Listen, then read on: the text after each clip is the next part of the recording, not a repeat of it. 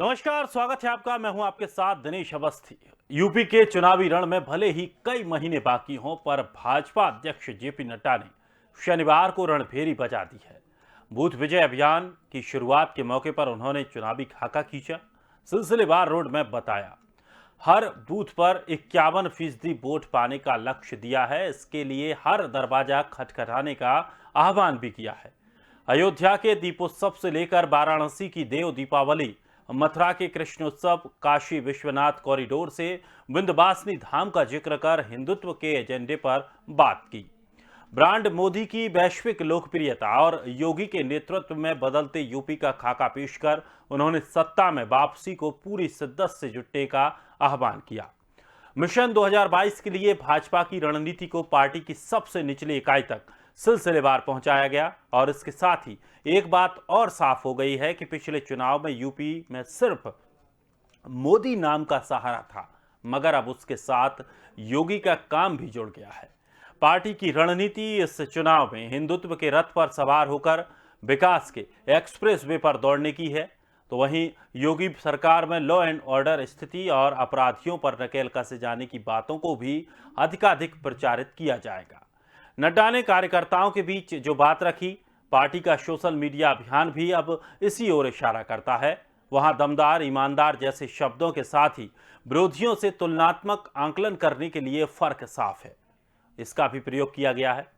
Party ने booth विजय अभियान का जो खाका तैयार किया है उसे 3 चरणों में बांटा है। पहले चरण में बूथ समितियों के गठन और पन्ना प्रमुखों की नियुक्ति का काम है, जबकि अगले चरण में 1.5 करोड़ नए सदस्य बनाए जाएंगे। पार्टी की नजर उन युवाओं पर है जो 18 की उम्र पार कर पहली बार मतदान करेंगे, तो वहीं केंद्र प्रदेश की योजनाओं के तमाम लाभार्थियों के द्वार तक पहुंचने का लक्ष्य भी तय किया गया है। अब कितना कामयाब होगा बीजेपी का ये मिशन और इस पर विपक्ष क्या कहता है, इसी पर आज हम इस कार्यक्रम में चर्चा करने वाले हैं। जिस तरह से बीजेपी ने अपना रोड मैप तैयार किया है, मिशन 2022 की तैयारी की गई है और बीजेपी ने जो अपना रोड मैप तैयार किया है ये कितना सफल हो पाएगा, क्योंकि डबल इंजन का जो फॉर्मूला है वो भी इसमें लगाया गया है कि दोहरी फायदे प्रदेश को दिए जा सकते हैं। बीजेपी के विजय अभियान की शुरुआत हो चुकी है और बूथ मैनेजमेंट का मंत्र जेपी नड्डा ने दिया है। हर बूथ पर 51% वोट पाने का लक्ष्य भी रखा गया है। चलिए, हमारे साथ मेहमान जुड़ रहे हैं प्रियंक पांडे, प्रवक्ता बीजेपी से, अजय त्रिपाठी मुन्ना, प्रदेश महासचिव समाजवादी पार्टी से, राजीव उपाध्याय जी, नेता बहुजन समाज पार्टी से, और जावेद अहमद साहब कांग्रेस से। सभी मेहमानों का बहुत बहुत स्वागत है। और सबसे पहले मेरा सवाल प्रियंक पांडे जी आप ही से है। बीजेपी ने अपनी तैयारियां पूरी कर ली हैं, अच्छी बात है, सभी पार्टियां अपनी तैयारी कर रही हैं, लेकिन हिंदुत्व के रथ पर सवार होकर बीजेपी इस पूरे चुनाव को कैसे फतेह कर पाएगी और क्या केवल यही मुद्दे रहेंगे या फिर इसके अलावा जो अगर पब्लिक आपसे पूछेगी कि रोजगार को लेकर क्या हुआ, महंगाई को लेकर क्या हुआ, तो उसका जवाब देने की ट्रेनिंग भी जेपी नड्डा जी ने दी है। देखिए दिनेश जी, मैं बताना चाहता हूँ कि भारतीय जनता पार्टी सतत काम करने वाली पार्टी है। हम 365 दिन काम करते रहते हैं और हमारा संगठन 365 दिन जनता के बीच रहता है। विभिन्न आंदोलनों के माध्यम से हम जनता से संवाद स्थापित करते हैं और रही बात कि हर मुद्दों पर, हर चीज पर हम जनता से कनेक्ट हैं और हर मुद्दों पर जवाब दे रहे हैं। हर क्षेत्र में हम लोग और इस काम की बदौलत जनता 2022 में भी हमको पुनः उसी प्रचंड बहुमत के साथ आशीर्वाद देने जा रहे हैं। और आपको बता दें कि 2019 के चुनाव में भी 63,000 बूथ थे, जिसमें 1,23,000 बूथों पर हमने 51% अधिक वोट शेयर करते हुए विजय प्राप्त किया है। और ये हम लगातार इस पर काम करते हैं। हमारा संगठन इतना बड़ा, हम विश्व की नंबर 1 राजनीतिक पार्टी है। हमारे यहाँ लगभग 12 करोड़ हमारे सदस्य हैं जो लगातार जनता के बीच में बने हुए हैं, उनके काम कर रहे हैं, उनसे संवाद कर रहे हैं। और पिछले 4.5 सालों में उत्तर प्रदेश की सरकार ने जितना काम किया है उतना पिछले कई दशक में उत्तर प्रदेश में काम नहीं हुआ है। चाहे आप तो फिर इतना रोजगार के गली गली मुद्दे पर उठा गली के गली देंगे। जाने की जरूरत क्या पड़ रही है पांडे जी? घर घर का दरवाजा हम- खटखटाने की जरूरत क्यों पड़ रही है? इतना काम किया है दिनेश आपने। जी, दिनेश जी, हमारा लक्ष्य केवल सत्ता पाना नहीं होता, और हमारे पार्टी के एक एक पदाधिकारी आप कोरोना काल में ही उठा के देख लीजिए, हम लगातार जनता की सेवा करते रहे। आप हमें देखेंगे कि हम सेवा ही संगठन अभियान के तहत लोगों को उनको सहायता, चाहे राशन पहुंचाना हो, चाहे सैनिटाइजर पहुंचाना हो, चाहे मास्क पहुंचाना हो, वैक्सीनेशन कैंप लगाकर लोगों को वैक्सीन में मदद करनी हो। ये हमारा असली चेहरा यही है कि हम लोगों की मदद करते हैं। तो जाना नहीं, हम लगातार उनकी है। और आप जो महंगाई बढ़ा रहे हैं, पेट्रोल डीजल के रेट बढ़ रहे हैं, युवाओं को नौकरी नहीं मिल रही है, सड़कों की स्थिति खराब है, ये जिम्मेदारी किसकी है? विपक्ष की। दिनेश जी, इंफ्रास्ट्रक्चर पे जितना काम सरकार लगातार कर रही है, जो गड्ढा पुरानी सरकार बना के गई वो गड्ढे हम पार रहे हैं, और लगातार इंफ्रास्ट्रक्चर पर हम काम कर रहे हैं। और इस नतीजा आज आप देखिए, उत्तर प्रदेश में 4 एक्सप्रेस वे बन रहे हैं, लगातार सड़कों का जल जा रहा है। और आज ही नहीं, आज पूर्व उठा के देख लीजिए, ये चतुर्भुज योजना से किसकी सोच थी? ये भारतीय जनता पार्टी की सोच थी। श्रद्धेय अटल बिहारी वाजपेयी जी ने पहली बार ये सपना देखा। इंफ्रास्ट्रक्चर पे लगातार काम हो रहा है। रोजगार पे आप 4.5 लाख सरकारी नौकरियां हमने दी, लगातार रोजगार पे इंडस्ट्रियलाइजेशन करा रहे हैं हम, जिससे कि लोगों को वहां से रोजगार जनरेट हो। लगातार इस दिनेश जी काम हो रहा है। और रही बात पैकेज की, थोड़ा सा पैंडेमिक में दिक्कत जरूर आ रही थी, लेकिन उस पर भी लगातार काम कर रहे हैं, और लगातार उस काम का नतीजा धीरे धीरे आ रहा है। और पेट्रोल डीजल की जहाँ तक बात है, अंतर्राष्ट्रीय कीमतों में उछाल थी, पेट्रोल डीजल महंगा हुआ है। और इसमें कोरोना काल में एक्सपोर्ट इम्पोर्ट में भी थोड़ी सी दिक्कतें हैं। ये पूरा विश्व चलिए अजय त्रिपाठी जी, आप किस तरह से देखते हैं जो बीजेपी ने तैयारी की है? बीजेपी का ये मानना है कि जो नए युवा वोटर हैं उनको अपनी ओर आकर्षित किया जाए, और घर घर जाकर इनकी प्लानिंग है कि घर घर जाकर लोगों से बताएंगे कि किस तरह से बीजेपी ने काम किया है, किस तरह से केंद्र सरकार ने काम किया है, प्रदेश सरकार ने काम किया है, इन तमाम योजनाओं को बताएंगे। हम भारतीय जनता पार्टी के प्रवक्ता महोदय जी से पूछना चाहते हैं कि 2014 के लोकसभा चुनाव के बाद जब दिल्ली में आदरणीय मोदी जी आ गए, और 2017 के चुनाव में जब योगी जी आ गए उत्तर प्रदेश में, और आपने कोरोना में काम किया है, आपने बाढ़ पीड़ितों के लिए काम किया है, आपने डेंगू में काम किया है, आपने मेडिकल कॉलेज बनवाए हैं, आपने एक्सप्रेस वे बनवाए हैं, आपने किसानों के लिए काम किया, आपने नौजवानों के लिए काम किया, तो फिर आपको घर घर जाने की जरूरत क्या है? अगर आपने सभी जाति धर्म मजहब के लिए काम किया है, कोरोना में काम किया है, नौकरियां आपने दी है, तो आपको फिर लोगों के दरवाजे पर जाने की जरूरत क्या है? क्या उनको धन्यवाद देने जा रहे हैं, उनका हालचाल जानने जा रहे हैं? किस मकसद के तहत जा रहे हैं? जब आपने सारी जनता को खुशहाल कर रखा है तो आप अपने घर पे बैठिए, और जनता स्वतः। अजय जी, चुनावों में क्या करने जाएंगे? वोट लेने के लिए जा रहे हैं? सुन लीजिए थोड़ी देर के लिए। जब सरकारें काम करती हैं तो काम जनता को दिखाई पड़ता है। जब कोई व्यक्ति भूखा है उसको भोजन मिलेगा, कोई बाढ़ से पीड़ित है उसको आप बाढ़ पीड़ित से बचाने का काम करेंगे। कोरोना में जब गैस सिलेंडर की कमी नहीं होगी, कोरोना जैसे पीड़ितों के लिए जब आप दवाइयों की व्यवस्था करा लेंगे, जब जनता खुशहाल है तो आपको दरवाजे पर जानने की जरूरत नहीं पड़ेगी। लेकिन आप 1 मिनट मेरी बात और सुन लीजिएगा। 2014 के बाद से लेकर के 2021 तक भारतीय जनता पार्टी की सरकार, चाहे देश की हो चाहे प्रदेश की हो, सिर्फ और सिर्फ तमाम देश के प्रदेशों में चुनाव लड़ाने का काम किया है। जनता के लिए काम करने के लिए इनके पास फुर्सत ही नहीं रहा। कभी इनके पास, जब यहाँ पर कोरोना की महामारी चरम सीमा पर थी, तो ये अहमदाबाद में चुनाव लड़ा रहे थे, जहाँ से ओवैसी जी है। ओवैसी जी क्या सुन लीजिए, ओवैसी जी क्या रोड शो कर रहे थे योगी जी, जब यहाँ जनता चरम सीमा पर था कोरोना जैसे महामारी पर, तब बंगाल में चुनाव। सुन लीजिए, पहले सुन लीजिए मेरी बात। आप बोल रहे थे तो मैं नहीं बोल रहा था। जब यहाँ जनता के दुख दर्द में सरकार को खड़ा होना था कोरोना में, तो बंगाल में चुनाव करा रही थी भारतीय जनता पार्टी। ये ओवैसी के क्षेत्र में रोड शो कर रहे थे। जब आपने जनता के लिए काम किया नहीं है तो आप जनता को क्यों क्या बताने जाएंगे? खाली आप मंदिर बताने जाएंगे, हिंदू मुसलमान का भेदभाव बताने जाएंगे, गरीबी का भेदभाव बताने जाएंगे।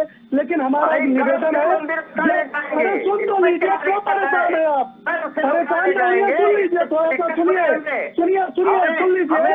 अभी जो बचा हुआ 4 महीना है, जो बचा हुआ 4 महीने है आपके पास, वो जनता के मूलभूत चीजों पर थोड़ा सा ध्यान दीजिए। नौजवानों को रोजगार दीजिए, किसानों के एमएसपी का रेट दीजिए। चलिए अजय जी और मेहमान भी हमारे साथ। अजय जी और मेहमान भी हमारे साथ। राजीव जी, हिंदुत्व का मुद्दा और सुशासन की बात, हिंदुत्व का मुद्दा सुशासन की बात लेकर बीजेपी चुनावी मुद्दों में, चुनावी मैदान में उतर रही है, कितना कारगर हो गई? देखिए दिनेश जी, सुशासन तो खत्म हो गया है। सुशासन की जगह तो कुशासन दिख रहा है। सुशासन तब दिखता ना कि रोजगार में संतुष्ट होता नौजवान, किसान संतुष्ट होता, घर की गृहिणी संतुष्ट होती। तो ये सारी चीजें तो खत्म कर दिया इन लोगों ने। दूसरा चीज, जो गवर्नमेंट एम्प्लॉय थे उनको ये रोड पे ला दिए। रेलवे हो तो, एरोप्लेन हो तो, बीपीसीएल हो तो, LIC हो तो, पेट्रोल हो तो, भारत पेट्रोलियम हो तो, ये सबको प्राइवेट सेक्टर जैसे कोई नालायक कुपूत होता है, बनाई हुई संपत्तियों को आते आते बेचता है। सत्ता जब उसको मिलती है और उसका बाप जब खत्म होता है तो थोड़े दिन बाद वो अपनी संपत्तियों पे अपने घर द्वार को बेचने का काम करता है। वही काम इनके नेतागण करने में लगे हुए हैं। पूरी तरह से ईस्ट इंडिया कंपनी का अगले 50 सालों में ईस्ट इंडिया कंपनी जिस तरह से अमेरिका वहां लंदन से आकर के हमारे देश पे ली थी, वैसे ही एक नई ईस्ट इंडिया कंपनी जो हिंदुस्तान की होगी, उनका कब्जा होगा भारत सरकार के उपक्रमों में। पहला चीज तो इन्होंने ये किया।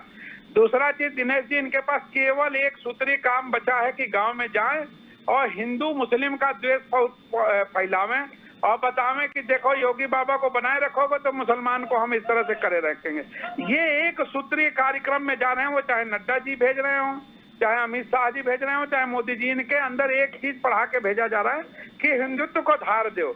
लेकिन हिंदू भी इस बार कह रहा है कि हिंदुत्व का धार तभी तक अच्छा लगेगा जब तक हमारे लड़के रोजगार ना पावे, जब तक हमारे घर की गृहणियां 500 में वो गैस का सिलेंडर ना पावे, पेट्रोल 150 रुपए लीटर ना आवे। अब तो हिंदुत्व का धार ठीक लगता है, लेकिन हिंदुत्व के धार के आड़ में आप जिस तरह का खेल खेल रहे हैं भारत सरकार से लेकर और उत्तर प्रदेश की सरकार तक, ये तो बड़ा महंगा पड़ रहा है लोगों को। हिंदुत्व को कितना दिन सहन करेगा हिंदुत्व?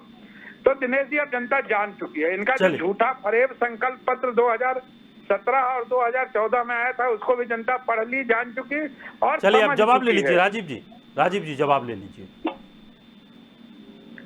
इसके लिए बाहर निकलना पड़ता है, घर में बैठकर आकलन नहीं करना, घर नहीं किया जा सकता है ना।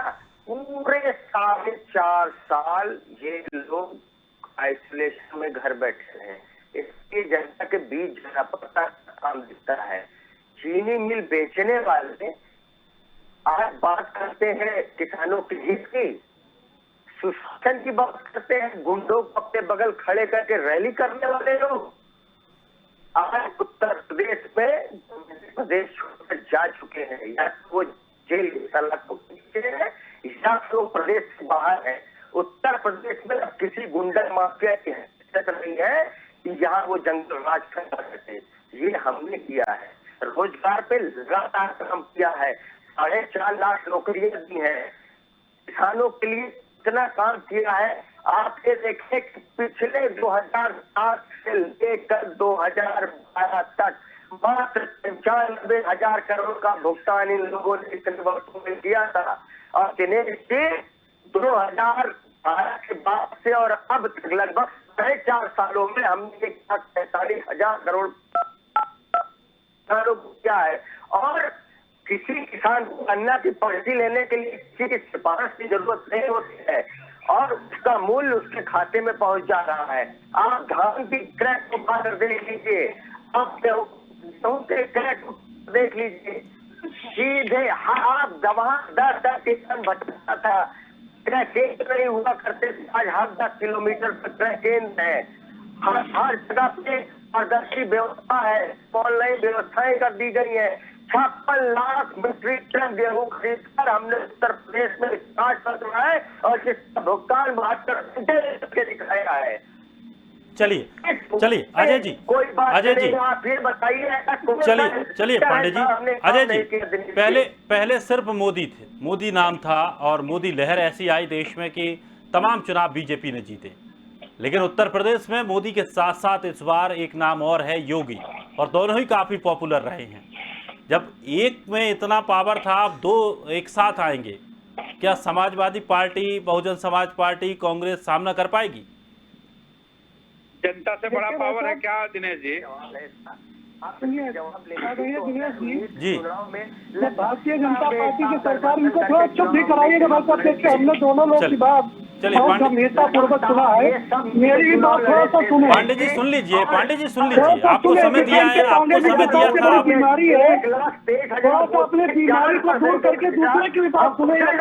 चलिए पांडे जी सुन लीजिए, पांडे जी को थोड़ा चुप कराइए भाई साहब, मेरे डिबेट में जी अच्छा जी, नहीं लगता है। चलिए हम भी अच्छे तरीके से पांडे जी की बात सुने तो मेरी भी सुन लें। जी जी, अजय जी बोले। कि 2014 जब दिल्ली में सरकार बनी भारतीय जनता पार्टी की और उत्तर प्रदेश में समाजवादी पार्टी की सरकार थी आदरणीय पांडे जी, और 2017 के चुनाव में जब भारतीय जनता पार्टी यूपी में आई तो इन्होंने डबल इंजन की ही सरकार मांगी थी। जनता ने दिल्ली में मोदी जी को दिया और उत्तर प्रदेश में आदरणीय योगी जी उत्तर प्रदेश के चीफ मिनिस्टर बने। जनता से इन्होंने कहा था काला धन लाएंगे, बेरोजगारी को दूर करेंगे, किसानों के चेहरे पर खुशहाली लाएंगे, नौजवानों को रोजगार देंगे। डबल इंजन की सरकार बन गई और उसका जो रिजल्ट है वो सब आपके सामने है कि सिलेंडर के अभाव में कोरोना जैसे बीमारी से लोग यहाँ पर मर गए। किसान आज लंबे समय से सड़क पर है, नौजवान लंबे समय से सड़क पर है और देश की और प्रदेश की सरकार कोई सुनने वाली नहीं है। अब बात आगे, जब डबल इंजन की सरकार पहले से है, उसको चलते हुए देश के नौजवान ने देखा है, उसको देश के किसान ने देखा है, देश के उद्यमी और व्यापारियों ने देखा है।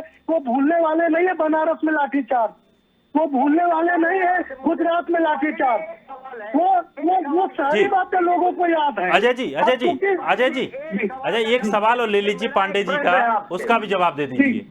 जी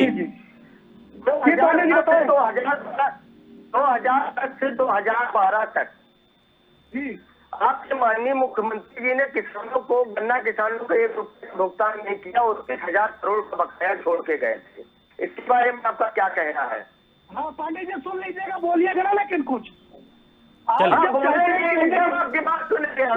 चलिए पांडे जी उसी का जवाब देने जा रहे हैं आपके सवाल का कि जब आप कहते हो, अरे सुन तो लीजिए, आपके माननीय मुख्यमंत्री जी कहते हैं कि हमने 80% किसानों के गन्ने का भुगतान किया है, तो किसान यूनियन के नेता, पांडे जी आप सुन क्यों नहीं पा रहे हैं? तब किसान यूनियन के नेता और हम जैसे विपक्ष के लोग आपसे डिटेल मांगते हैं कि वो जरा बताइए कौन सा जनपद है, कौन सा जिला है और कौन सा किसान है जिसको आपने 80% भुगतान किया है। अगली बार डिबेट में आइएगा तो पूरा डिटेल लेकर के आइएगा। पूरा टीवी में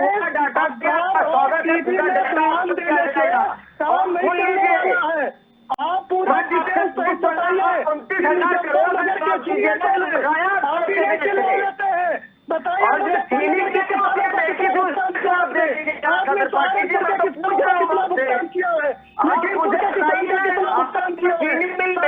किसान का कितना भुगतान किया है, आपके पास किसानों के गन्ने का भुगतान कर दिया है। किसी जिले का आंकड़ा सही बताइए आप, क्या आपने मुजफ्फरनगर के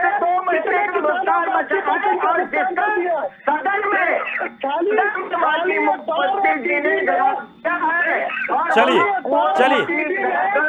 राजीव जी, अजय जी, पांडे जी, अजय जी, पांडे जी, और भी लोग हैं, उनको भी मौका दीजिए। इस तरह बात करने से हम क्या बहस कर रहे हैं, क्या ये बहस सार्थक हो पाएगी? क्या लोग समझ पाएंगे कि हम किस विषय को लेकर बात कर रहे हैं? पांडे जी, पांडे जी, पांडे जी, अजय जी, आप समझिए पहले, आप आकर सही बात करिए ना, आपसे पूछ रहा हूं। चलिए, आप दोनों शांति बनाए रखिए। राजीव जी, 51% वोट पाने का लक्ष्य बीजेपी ने रखा है और इनके जो पिछले बार 38-40% वोट ये लोग पाए थे और इस बार 51% वोट पाने का लक्ष्य रखा है बीजेपी ने। और दोनों दल जो समाजवादी पार्टी और बहुजन समाज पार्टी ये 23 और 24% करीब वोट पाए थे। बाकी वोट जो है निर्दलियों को मिला था या अन्य दलों को मिला था। इस बार ये 25 और 28% के बीच में रहेंगे, ये नोट कर लें।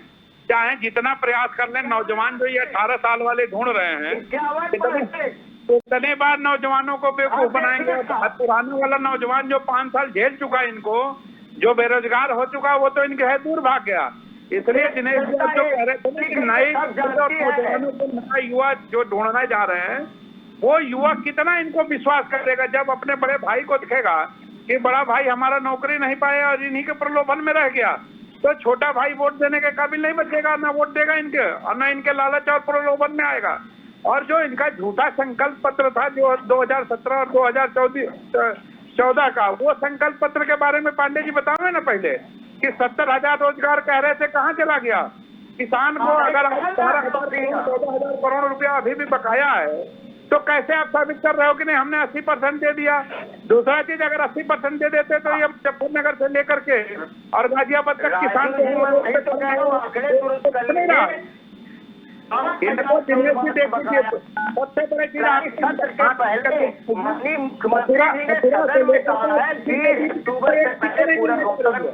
और पूर्वांचल में वही स्थिति बनी हुई है, वहाँ टीचर नाराज है, नौजवान नाराज है।